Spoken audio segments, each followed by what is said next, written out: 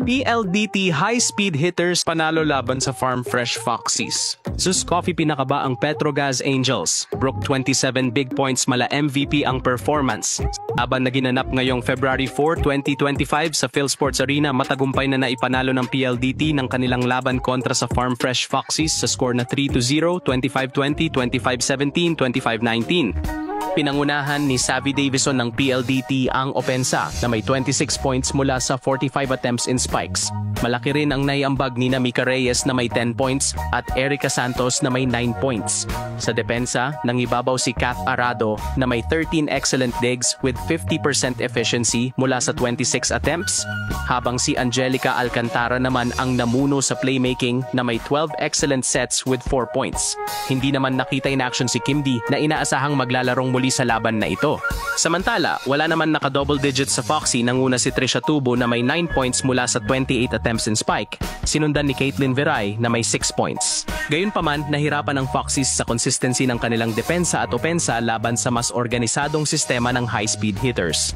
Isa sa mga susi ng panalo ng PLDT ay ang kanilang maayos na player rotation. Ang epektibong sistema ng kanilang opensa ay nagbigay daan sa mas balanseng distribution ng bola na madalas nagpapakita ng husay ng kanilang middle blockers sa mabilisang puntos. Ang depth ng kanilang bench ay isang advantage na nagpahirap sa Foxies na mag-adjust.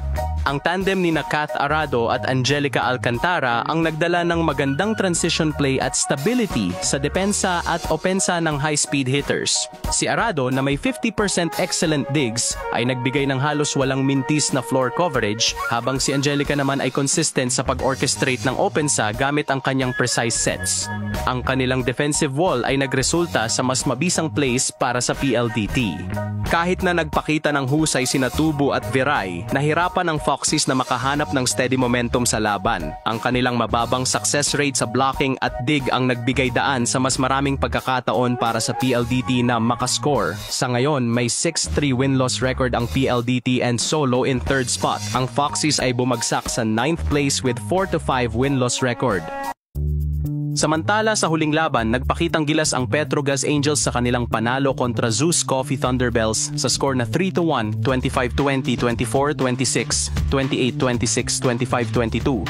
Nanguna sa Angels ang kanilang star player na si Brooke Van Sickle na nagtala ng 27 points mula sa matitinding spike at mahalagang defensive plays. Suportado siya ng solidong performance ni Myla Pablo with 22 points at MJ Phillips with 10 points na nagbigay ng balanseng opensa at depensa.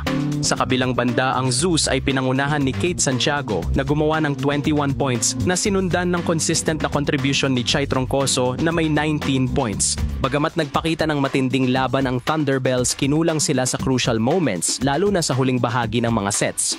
Ang pinakamalaking highlight ng laro ay ang kakayahang mag-step up sa tight situations ng Angels. Sa set 3, nangunguna ang Zeus sa score na 24-23, ngunit nagawa ng Petrogas na makabalik at manalo ng 28-26, isang moment na nagbigay ng malaking momentum sa kanila.